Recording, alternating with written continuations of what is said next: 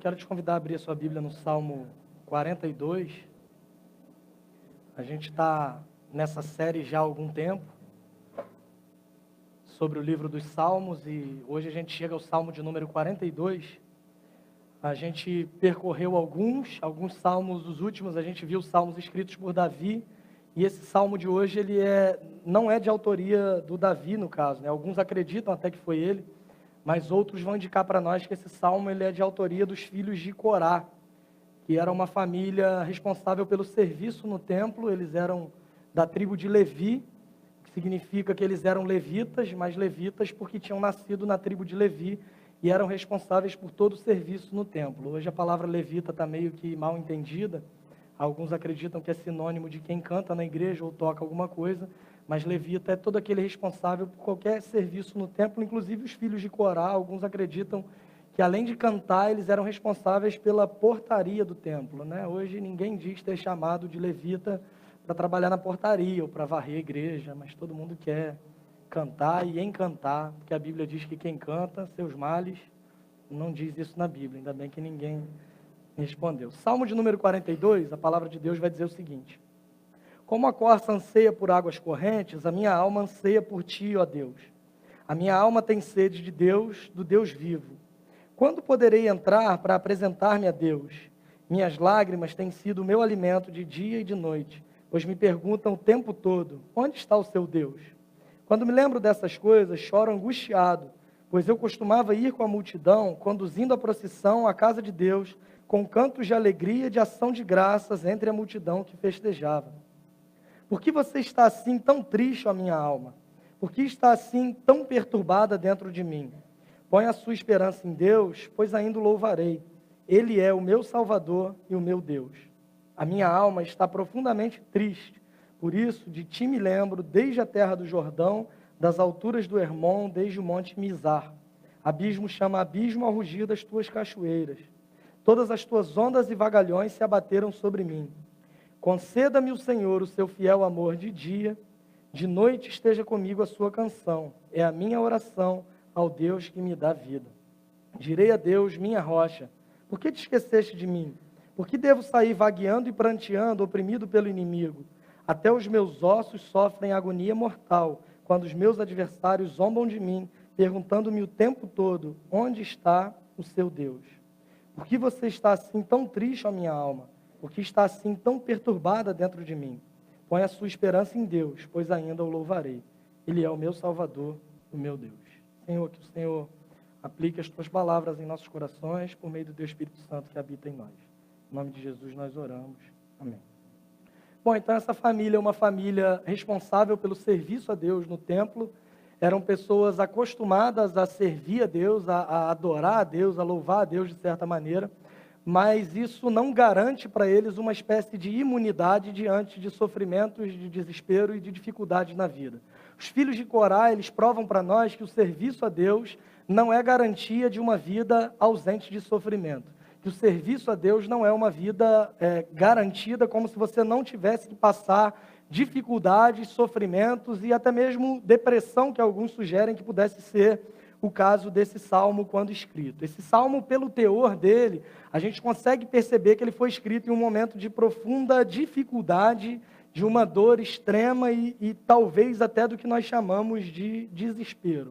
O que é mais interessante é que mesmo em um salmo desesperado do seu escritor, do que nós chamamos de salmista, nós somos convidados por Deus, ou nós somos instruídos por Deus a percebermos um ponto que é fundamental na vida de todo e qualquer cristão, aliás, na vida de toda e qualquer pessoa, que é o que nós chamamos de esperança. A gente vive uma época onde nós somos influenciados sempre a perdermos a esperança.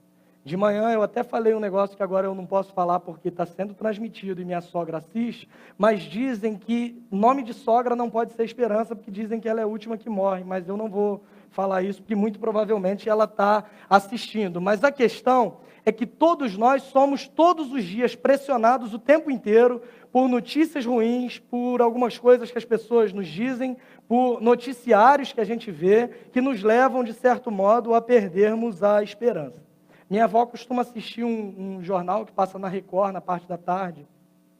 ele tem mais ou menos uma duração de 6 horas e tem só 4 reportagens. Não sei se vocês já viram isso, mas aí fica repetindo, e quando acabam todas, ele volta para dizer que descobriram a cor da meia do assassino, e aí fica mais 15 minutos falando daquilo, e aquele negócio vai te dando um nervoso, vai te dando uma angústia, e você começa a desacreditar de tudo e de todos, porque aquilo te força a olhar o que há de pior no ser humano, a olhar o que há de pior na vida, a perceber que à nossa volta a gente só consegue ver notícias ruins, a gente só consegue ver uma espécie de convite para que a gente seja levado a isso que nós chamamos de desespero e para que a gente perca a esperança. Aliás, se a gente olhar para o cenário do Brasil nesse ano de 2019, tem muita gente que já está com essa onda de já pode acabar 2019, como se a culpa fosse do ano marcado no calendário. Mas se você olhar para o Brasil em 2019, você vai ver, por exemplo, a tragédia de Brumadinho, que diante de tantas outras tragédias que já aconteceram, parece que foi um negócio que foi lá atrás,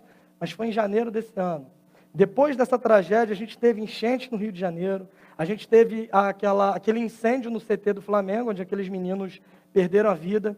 Uma outra situação que não foi uma tragédia tão grande em termos de número de pessoas envolvidas, mas pela proeminência do personagem, que foi o helicóptero com o Boechat que caiu. Há poucos dias a gente teve o massacre lá na escola em Suzano, ou seja, o ano mal começou, a gente não chegou nem na metade, a gente está longe da metade do ano, talvez não, né? Nem um quarto do ano foi ainda, e a gente já viveu tragédias que nos fazem repensar sobre a nossa esperança. Porque é muito complicado a gente olhar para um cenário desse e manter ainda esperança, né? Aliás, não só essas tragédias, mas a gente percebe algumas outras coisas, por exemplo, como o senso de impunidade que a gente tem, e graças a Deus eu digitei isso daqui antes do sujeito lá ser preso essa semana, já diminuiu um pouco do nosso senso de impunidade, mas a gente vê, por exemplo, pessoas usando critérios de justiça totalmente seletivos. O nosso compromisso com a justiça não é se aquilo é certo ou errado, mas a gente vê, principalmente nas redes sociais, pessoas, em nome da justiça, expondo simplesmente aquilo que lhes agrada. Não é o que é certo e o que é errado, mas eu considero justo aquilo que me favorece e eu considero injusto aquilo que não me favorece. E a gente vai vendo cada vez mais esse cenário, tragédias do lado de fora, coisas acontecendo, e cada vez mais a gente vai perdendo as nossas esperanças. Só que além disso, além de todas essas tragédias que tentam nos levar ao desespero todos os dias, existem também tragédias que não mexem, de certa forma, com o país inteiro, mas pode ser que você tenha vivido ou esteja vivendo tragédias pessoais, problemas na tua vida, coisas na tua vida que te fazem repensar se de fato a tua esperança ela tem alguma razão ou algum sentido. Se de fato não é muito mais fácil você se entregar para o desespero e achar que as coisas não têm saída, não tem mais jeito e a tendência é só piorar e eu não tenho onde depositar as minhas esperanças, porque afinal de contas esse mundo está cada vez pior e de fato ele está mesmo. Pode ser que tragédias pessoais da tua vida, como doença de alguém na família, a morte de um ente querido, desemprego, crise, possam te fazer repensar se vale a pena realmente ter uma vida ou onde você deve depositar a sua esperança. E a grande questão aqui nesse salmo é que o salmista ele está tratando de problemas que não são as tragédias que acontecem no mundo ao redor dele, mas ele está tratando de problemas que são de dentro. Ele dá para nós aqui um retrato da realidade da alma humana. Ele está dizendo como ele se sente diante de tantas dificuldades que ele enfrenta e que ele não faz questão nem de se preocupar que problemas são esses, mas ele faz questão de ressaltar como ele lidava com toda aquela situação e como aquilo estava deixando desesperado. A preocupação do salmista é mostrar para nós que todas essas demandas do lado de fora acabam influenciando quem nós somos aqui dentro.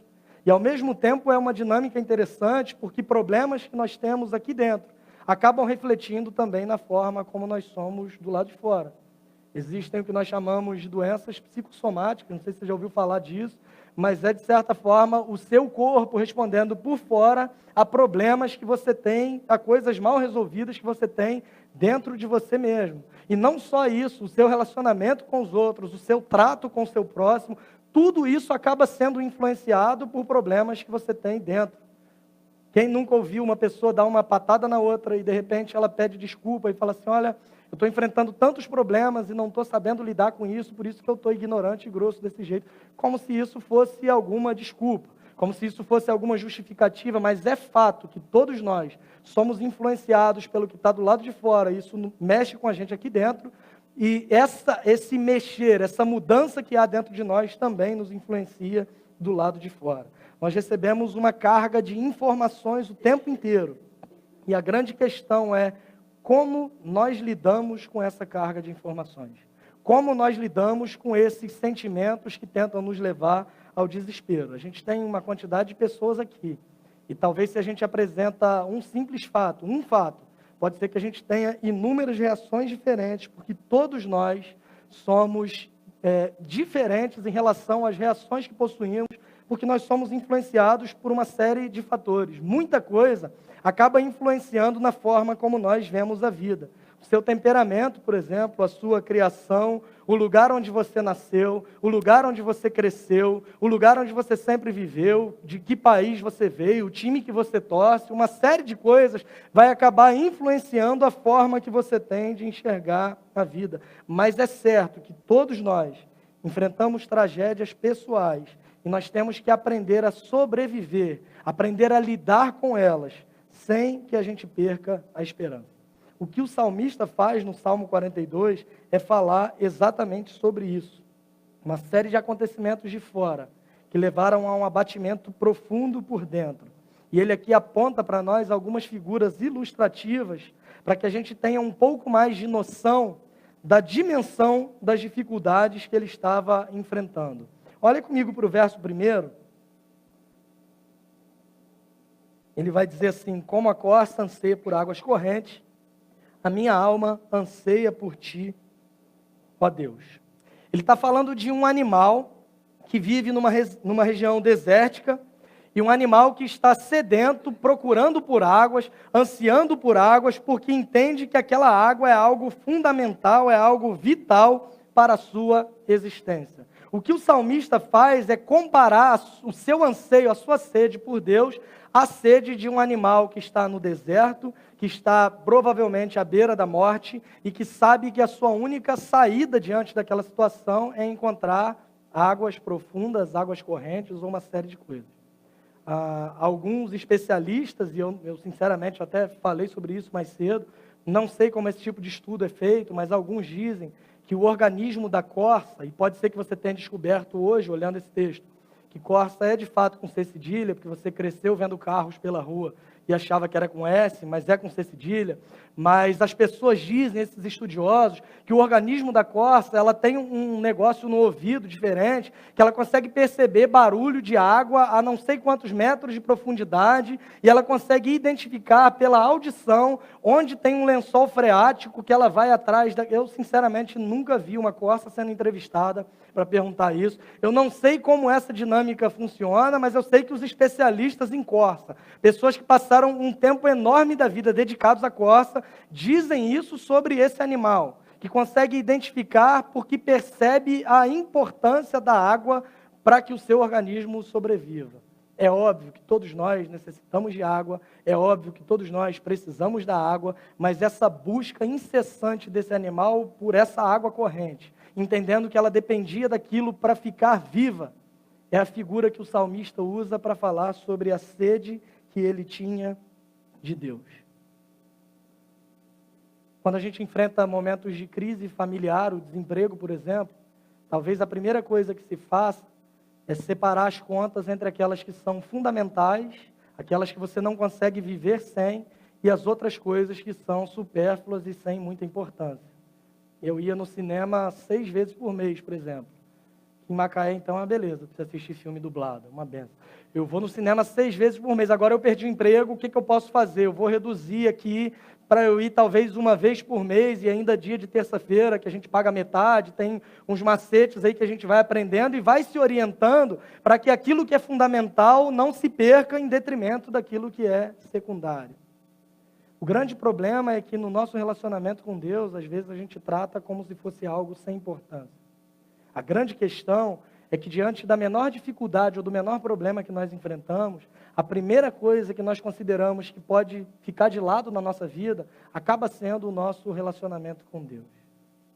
Nós nos privamos do relacionamento com Deus para desfrutarmos de tantas outras coisas que, sem que a gente diga, mas na verdade a gente acha e considera que tantas outras coisas são mais importantes para nós do que o nosso relacionamento com Deus. O que o salmista vai dizer para nós é o seguinte: eu estou enfrentando dificuldades, eu estou enfrentando sofrimento, eu estou enfrentando aflição, dor e desespero, mas ainda assim eu procuro a presença de Deus da mesma forma que uma corça anseia por águas. Eu entendo que a presença de Deus é algo vital para a minha existência. Eu compreendo que a minha busca por Deus ela é fundamental para que eu continue vivo e para que eu me mantenha. Ele está comparando a sua sede por Deus, a sede daquele animal, à busca de águas correntes. E o quão importante e fundamental é para você o teu relacionamento com Deus? A primeira lição, já no primeiro verso que o salmista deixa para nós, é o senso de importância que ele dá para essa busca que ele faz a Deus. E aí a minha pergunta é: o quão importante é para você buscar a Deus? E aí você fala: mas eu trabalho domingo à noite, e às vezes domingo de manhã. Eu não estou falando de vir na igreja. Não estou falando de contribuir financeiramente com a igreja. Não estou falando de assistir programas evangélicos, ou novela evangélica, ou filme evangélico, ou ouvir música evangélica, ou se afundar nesse submundo gospel por aí, achando que está agradando a Deus. Não é sobre isso que eu estou falando. Eu estou falando sobre uma vida de buscar a Deus, uma vida de relacionamento com Deus. Tem muita gente aqui sentada que eu sei que a única hora na semana inteira que você parou para orar foi quando a gente parou aqui no culto para orar, ou vai fazer isso no final do culto. Pode ser que a tua única leitura bíblica durante a semana tenha sido o Salmo 42. Por quê? Porque você imaginou que eu fosse pregar sobre isso? Porque o Espírito Santo te revelou que eu ia pregar sobre isso? Não, porque a gente leu o Salmo 42 e pode ser que essa tenha sido a sua única leitura bíblica da semana. Que tipo de cristão a gente tem sido? Que tipo de prioridade a gente tem definido como fundamental para a nossa vida? E aí você me diz: mas eu estou muito feliz para buscar a Deus. As circunstâncias não importam. Você diz: eu estou muito triste, eu estou desesperado, eu estou angustiado, eu tenho uma série de problemas que eu não tenho tido tempo. O que é fundamental para a tua vida? O salmista ele vai apontar para nós as dificuldades que ele enfrentava, mas ainda assim ele vai definir a sua busca por Deus como algo fundamental para a sua existência. Para que você tenha um pouco de noção do que ele está vivendo, olha comigo para os versos 3 e 4. Minhas lágrimas têm sido o meu alimento de dia e de noite, pois me perguntam o tempo todo: onde está o seu Deus? Quando me lembro dessas coisas, choro angustiado, pois eu costumava ir com a multidão, conduzindo a procissão à casa de Deus, com cantos de alegria e de ação de graças entre a multidão que festejava. O salmista ele está narrando um pouco do seu sofrimento. E isso é exatamente a forma como nós nos sentimos em momentos de tragédia e de dor. Aliás, nos últimos salmos que a gente percorreu, especialmente Salmo 32, Salmo 38 e agora o Salmo 42, a gente percebe essa expressão inúmeras vezes: as minhas lágrimas têm sido o meu alimento dia e noite. Eu não consigo fazer absolutamente nada sem que eu esteja chorando. Salmo 32, Salmo 38 fala sobre isso, que eram salmos de Davi. O Salmo 42, escrito pelos filhos de Corá, ele traz a mesma ideia de que estava chorando o tempo todo. Parece que foram 3 salmos escritos pela torcida do Botafogo, de tanta choradeira que a gente percebe no meio dessa situação. Mas, na verdade, esses salmos expressam para nós um retrato da nossa alma. Exatamente a forma como nós nos percebemos diante de tanto acontecimento ruim. E muito provavelmente essa é a pergunta que está sendo feita para ele, que você já fez ou que alguém fez para você diante de uma tragédia. Onde está Deus? Por que que Deus permitiu que isso acontecesse? E as tragédias, elas têm um poder tão grande para nos fazer refletir, que elas conseguem fazer com que pessoas que se dizem ateus coloquem a culpa em Deus pelos acontecimentos ruins.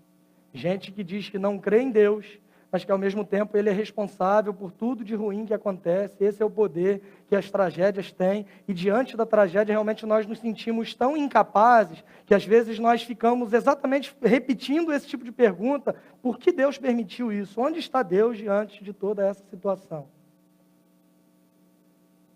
Sendo que, na verdade, nós não fomos chamados para fazer esse tipo de pergunta, mas nós somos chamados para oferecer ao mundo respostas diante da tragédia, do desespero e da calamidade. Onde Deus está nas tragédias, na tragédia de Brumadinho, por exemplo, Deus está com os bombeiros que se dedicaram para resgatar vidas. Deus está com aquelas pessoas que abriram mão do seu trabalho, da sua vida por um tempo, para se dedicarem lá. Deus está com essas pessoas que se propõem a ser resposta dele para uma humanidade em sofrimento, em dor, em desespero. E às vezes a gente perde tempo demais fazendo perguntas ou tentando dar respostas para perguntas que ninguém fez. A nossa atitude como cristão, na verdade, diante de perguntas dessas, devem ser respostas em forma de atitude. Porque se nós temos um relacionamento diário com Deus, se nós priorizamos o nosso relacionamento com Deus, quando nós não conseguimos entender o que Deus está fazendo, nós conseguimos descansar em quem Deus é. Se a minha busca por Deus é algo fundamental na minha vida, eu posso não entender o que Ele faz, mas eu consigo confiar porque eu sei quem Ele é. Da mesma forma que para esse animal no deserto, cuja única esperança para manter-se vivo é encontrar água, eu compreendo que a minha única esperança é o Senhor, porque eu realmente não sei lidar com as minhas dores, com a minha insegurança, com o meu medo do futuro, com os meus traumas do passado, com uma série de sofrimentos e dificuldades e dores que a gente enfrenta no dia a dia. Mas ainda assim eu consigo ter esperança, porque eu mantenho um relacionamento com Deus. Verso 4, o salmista vai dizer assim: só beber água que eu estou como a corça anseia. Entenderam? Piada. Quando me lembro dessas coisas, choro angustiado, pois eu costumava ir com a multidão, conduzindo a procissão à casa de Deus, com cantos de alegria e de ação de graças entre a multidão que festejava. Na verdade, ele está falando de uma angústia muito grande quando ele olha para o passado, porque ele consegue olhar para trás e se lembrar da alegria que ele tinha. Ele diz assim: eu estou muito triste, eu estou muito angustiado, porque quando eu olho para o passado, eu vejo que eu conduzia o povo na procissão que eles faziam até a casa de Deus, eu guiava o povo em canções de adoração a Deus, de louvor, de ação de graças, e ele sente-se angustiado, porque olhando para trás ele percebe que era muito feliz, mas não consegue experimentar novamente o mesmo sentimento. E talvez essa seja uma crise tua. Você olhar para trás, você perceber como as coisas eram boas, você perceber o quanto você era feliz, você se lembrar da alegria que tinha, mas sentir-se também angustiado, porque hoje você se tornou uma pessoa amargurada. Uma pessoa que só consegue ver o lado negativo das coisas. Uma pessoa que só consegue ver o lado negativo das outras pessoas. E talvez essa era a crise que o salmista enfrentava, quando ele diz assim: eu me entristeço muito, porque eu olho para trás e eu me lembro das coisas que eu fazia e da alegria que eu tinha, e hoje eu não consigo mais viver com essa mesma alegria que eu possuía. E agora ele toma uma atitude muito interessante que pode nos guiar nesse processo de restauração da esperança perdida, que está no verso 5, quando ele diz assim: por que você está tão triste, ó minha alma? Por que está assim tão perturbada dentro de mim? Põe a sua esperança em Deus, pois ainda o louvarei. Ele é o meu Salvador e o meu Deus. O salmista ele se vê diante de uma agonia, de uma angústia, de uma aflição profunda. E o que ele faz agora? Ao invés de dar ouvidos à voz que está vindo de dentro de si, ao invés dele dar ouvidos à voz da sua própria alma, à voz do seu próprio coração, que estava o afogando em angústia, em desespero, em dor, em sofrimento, o que ele faz é, ao invés de ouvir a voz que vem de dentro, ele fala de fora para dentro, dizendo: minha alma, agora eu estou falando contigo. Por que você está tão triste? Alma, por que você está tão perturbada aí dentro de mim? Por que você está tão desesperada? Eu não estou conseguindo te entender. E aí ele dá uma aplicação direto para isso, quando ele fala: olha, ponha a sua esperança em Deus, pois ainda o louvarei. Ele é o meu Salvador e o meu Deus. O salmista, ao invés de ouvir a voz que vem de dentro, ao invés de ouvir a sua alma, ele fala com a sua alma das certezas que ele tinha. E isso para nós é um grande desafio. Nós vivemos em uma cultura que nos incentiva e nos influencia a ouvirmos o nosso próprio coração. É muito provável que você já tenha ouvido esse tipo de conselho. Eu estou na dúvida, o que eu faço? Vou declarar o imposto de renda agora. Eu posso agora ser honesto e fazer as coisas apesar de todo o roubo que a gente vê, ou eu posso me vingar do meu país que está me roubando e ser um instrumento de justiça. E aí as pessoas perderam um pouco dessa noção de certo e errado, e é muito provável que vão te dizer assim, não, siga o seu próprio coração. Como se o nosso coração fosse algum padrão de justiça para definir o que é certo e o que é errado. Aliás, a gente vive numa época que é complicado até falar de certo e errado, porque as pessoas vão defender um relativismo moral, como se cada um fosse responsável por criar as suas próprias verdades e acreditar nelas e viver como se elas fossem de fato verdades. As pessoas dizem que cada um tem a sua verdade e que toda verdade é relativa. O que é um contrassenso, porque se essa afirmação que ela faz, ela considera como verdade, e isso é relativo também, é provável que para você não seja verdade. E a palavra de Deus vai dizer para nós, em Jeremias 17:9, que o coração do homem ele é enganoso e a sua doença é incurável. Ao invés de dar ouvidos à voz do seu coração, ao invés de ouvir a voz que vem de dentro da sua alma, o convite que eu tenho para fazer para você hoje à noite, fale com o teu coração e fale com a tua alma, porque o que te sustenta em momentos de desespero não é o teu sentimento, mas é a certeza que você tem. O que nos mantém de pé não é a forma como nós nos sentimos, mas é a certeza que nós temos em um Deus que é inabalável e em um Deus que está acima de toda e qualquer circunstância. O nosso coração e a nossa alma, eles variam de acordo com as circunstâncias. É muito provável que você já tenha acordado feliz um dia e algum acontecimento, alguma coisa aconteceu e você fala, olha, o meu dia agora acabou. Acordei tão bem, agora eu estou tão triste.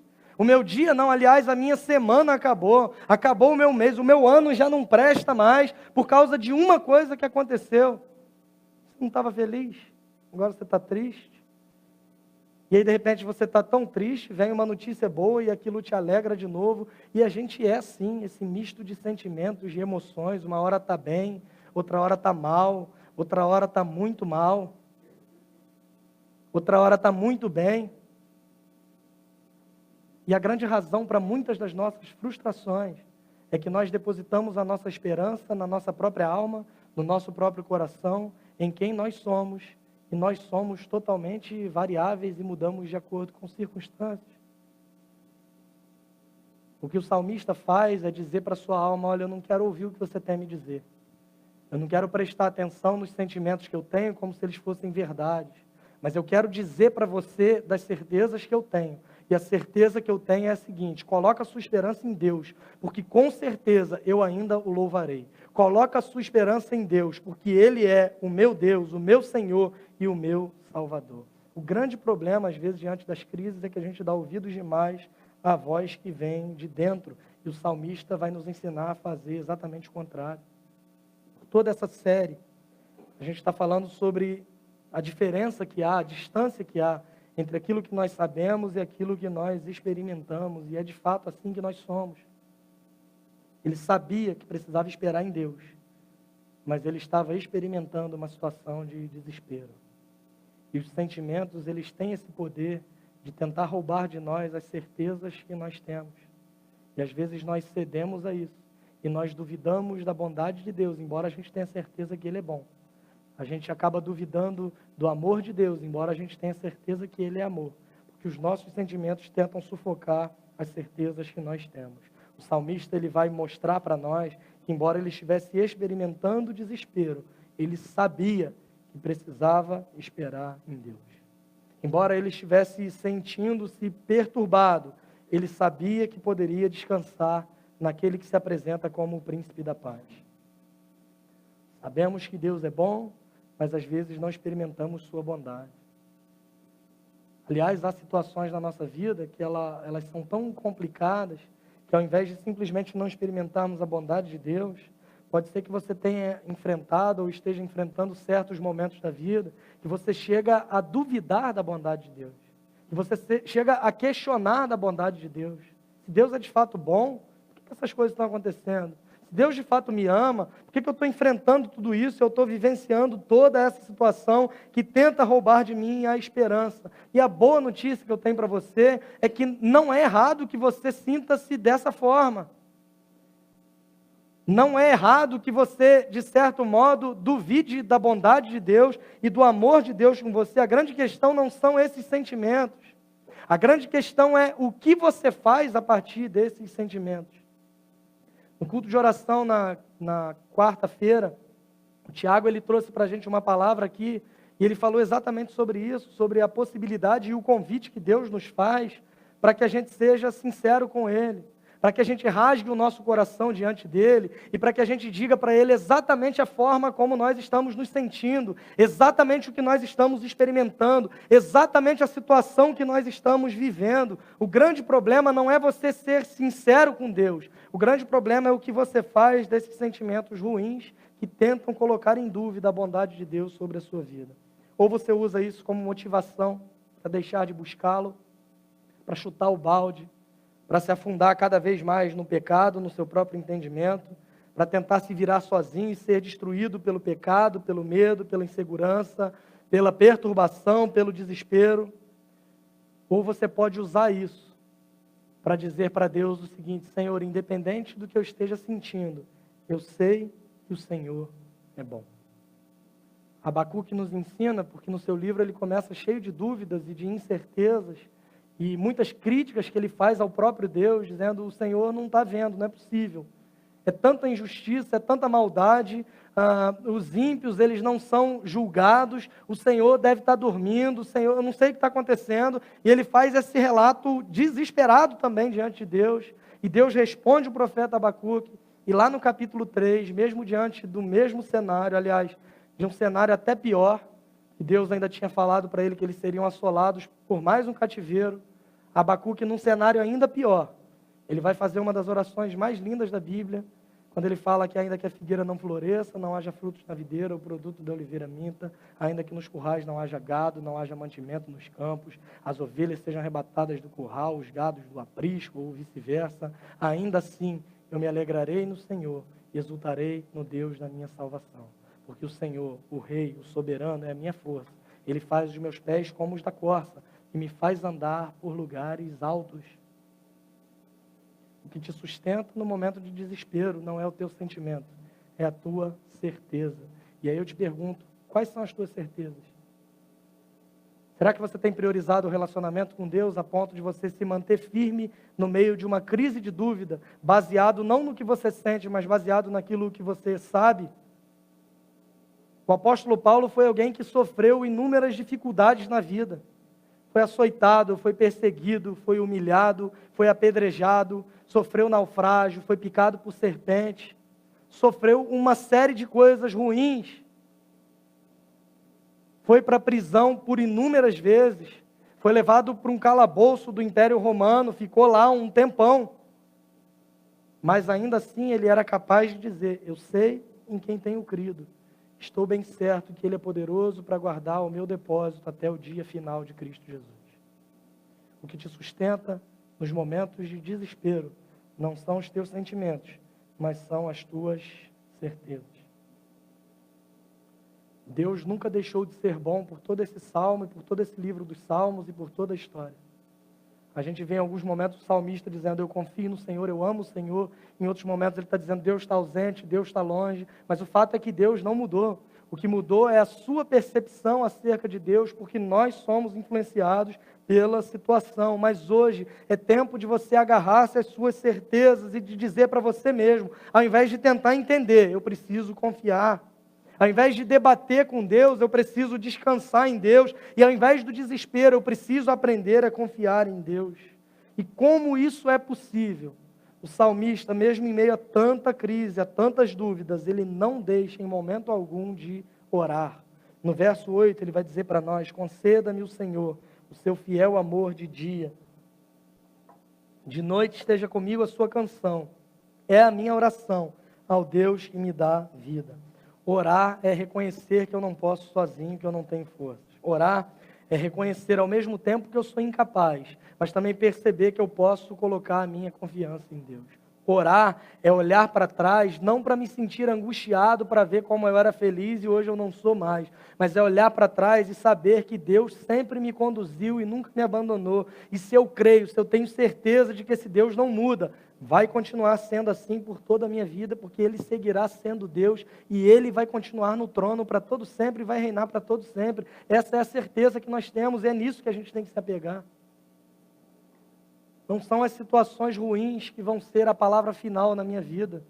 Não são as notícias terríveis que vão dar a palavra final na minha vida. A palavra final na minha vida baseia-se na certeza que eu tenho de que Deus continua sendo Deus, independente do que as circunstâncias digam. Independente do que o sofrimento e a aflição tentem me provar, Deus continua no trono, Deus continua reinando. Oração é essa possibilidade que nós temos de sermos sinceros a Ele com as nossas palavras. No verso 9, ele vai dizer exatamente isso: direi a Deus, minha rocha, ou seja, ele tem confiança em Deus, ele sabe que Deus é o seu lugar de refúgio, o seu lugar seguro, só que a oração que ele faz logo a seguir parece que não combina, quando ele diz assim: direi ao Senhor, que é a minha rocha, por que te esqueceste de mim? Por que devo sair vagueando e pranteando, oprimido pelo inimigo? Até os meus ossos sofrem agonia mortal, quando os meus adversários zombam de mim, perguntando-me o tempo todo: onde está o seu Deus? Ele dizia que ele sabia que Deus era a sua rocha, mas ele estava se sentindo abandonado, esquecido, triste, angustiado, mas ele jamais deixa de ter relacionamento com Deus, porque ele sabia que Deus estava ouvindo. Ele estava sentindo-se esquecido, mas para quem que ele falou que ele estava sentindo-se esquecido? Para Deus. Ué, ele estava achando que Deus o havia esquecido, ele não deveria falar com Deus. Na verdade, o salmista experimentava um momento profundo dessa crise, da distância que há entre aquilo que se experimenta e aquilo que você sabe de fato. Ele sentia-se esquecido por Deus e ele foi reclamar com Deus, porque ele sabia que, a despeito dos seus sentimentos, a sua rocha, que é o seu Deus, continuava presente e continuava reinando sobre a sua vida e sobre a sua existência. Na oração nós recebemos conforto, e na oração nós experimentamos a paz de Deus. Resumindo até aqui, a gente olha para trás para saber o que Deus já fez. É o que o texto bíblico vai dizer para nós de Lamentações de Jeremias, né? Eu quero trazer à memória aquilo que me dá esperança. Ana Paula Valadão, capítulo 2. Eu olho para trás com a certeza do que Deus já fez, eu olho para frente com esperança e eu não perco a esperança jamais. Aliás, eu compreendo que as circunstâncias ruins e os sofrimentos que eu enfrento na minha vida, eles não servem para roubar a minha esperança, porque a esperança ela não é inimiga das dificuldades, mas a esperança é resultado das dificuldades. A esperança não é oposto de enfrentar momentos ruins, mas a esperança é uma consequência de enfrentar momentos ruins. Então, diante dos momentos ruins que você enfrentar, entenda isso como sendo uma forma de Deus trabalhar o teu coração, para que você deposite a sua esperança nele e não nas circunstâncias. Paulo diz isso aos Romanos, no capítulo 5, versos 3 a 5, quando ele faz a seguinte afirmação: não só isso, mas também nos gloriamos nas tribulações, porque sabemos que a tribulação produz perseverança, a esperança é um caráter aprovado, e o caráter aprovado, esperança. E a esperança não nos decepciona, porque Deus derramou o seu amor em nossos corações, por meio do Espírito Santo que Ele nos concedeu. O que garante que tenhamos uma esperança viva e verdadeira é o amor de Deus derramado em nossos corações por meio do Espírito Santo. E aí você pode dizer assim: mas eu já tive esperança em tanta coisa que não aconteceu. Já orei para ter um bom emprego, não consegui. Já orei para que meu bisavô fosse curado de Alzheimer, mas ele esqueceu de tomar os remédios, acabou não curado. Já orei para a cura de alguém e acabou não acontecendo. Já orei para casar antes dos 35, já estou com 52, mas sigo firme na oração. Já tive esperança em tanta coisa que acabou não acontecendo, e agora eu vou dar um testemunho pessoal. Eu já orei algumas vezes quando criança para o Botafogo ser campeão, também não deu certo.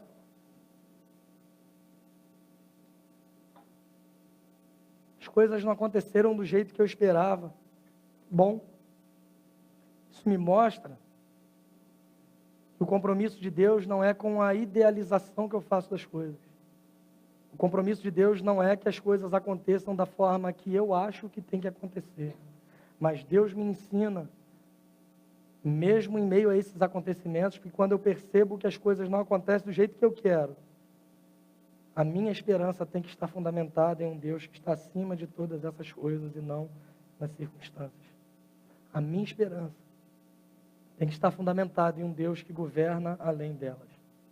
Esperar em Deus é saber que mesmo que não aconteça o que eu quero que aconteça, mesmo que não aconteça o que eu oro para acontecer, Ele continua sendo fiel, justo, bom, Ele continua reinando.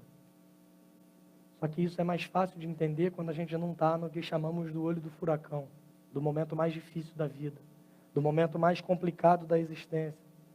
Aí você me diz, isso é fácil de entender agora que está tranquilo.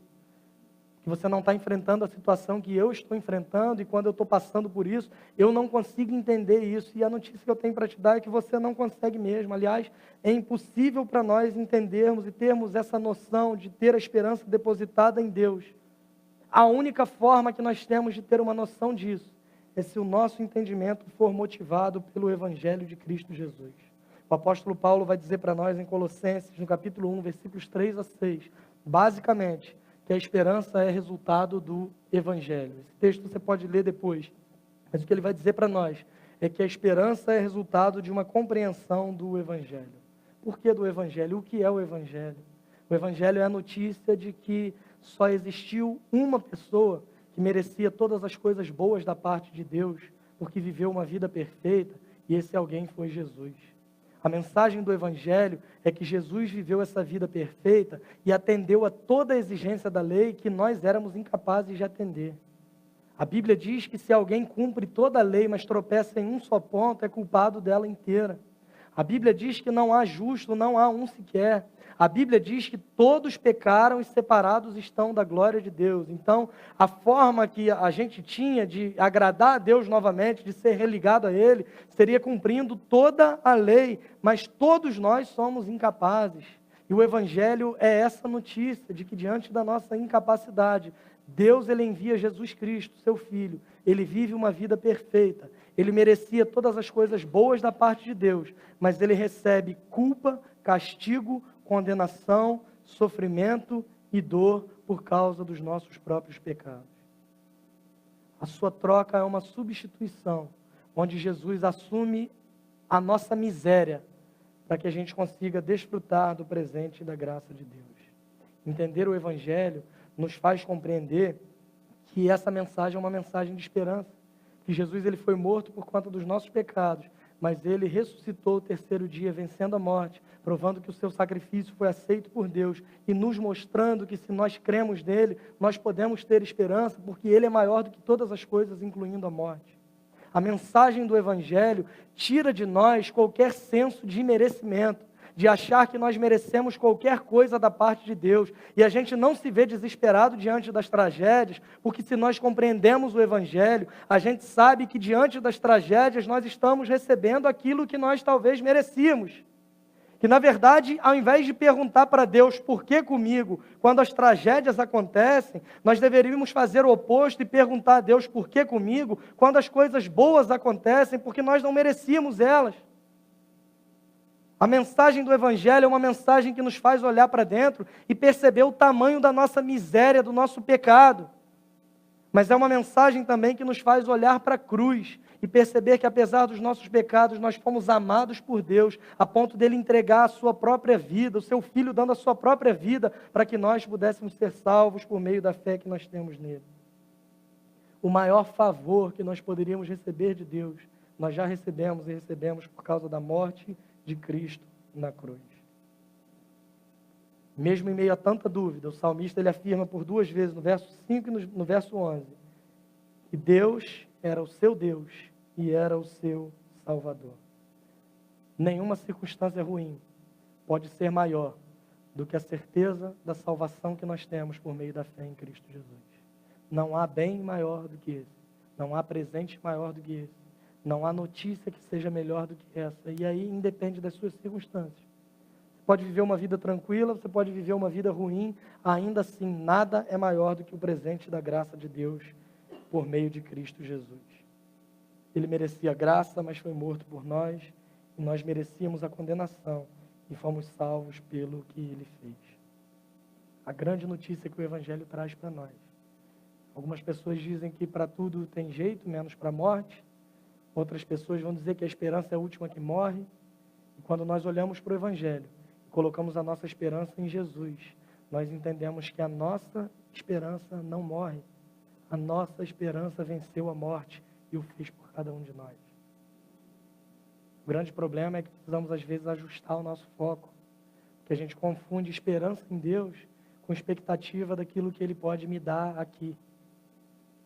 E a gente tem que compreender esperança em Deus como um Deus perfeito, que amou seres pecadores como nós somos, que nos adotou como filhos e que nos fará desfrutar eternamente da sua presença com Ele no céu, na glória, para todo sempre diante de Deus.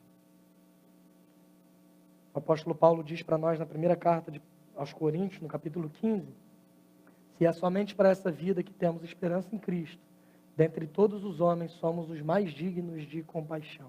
A nossa esperança transcende a nossa própria existência. Se a tua esperança está fundamentada em Jesus, a tua esperança é além da sua própria vida. Nele você pode confiar. Nele você pode descansar. Nele você pode esperar. E essa esperança não vai te decepcionar. Que Deus tem derramado o seu amor em nossos corações, por meio do Espírito Santo que nós habita. Que a gente creia nisso, que a gente viva isso a despeito de qualquer circunstância ruim, que a gente consiga esperar em Deus, que governa acima de todas elas. Amém?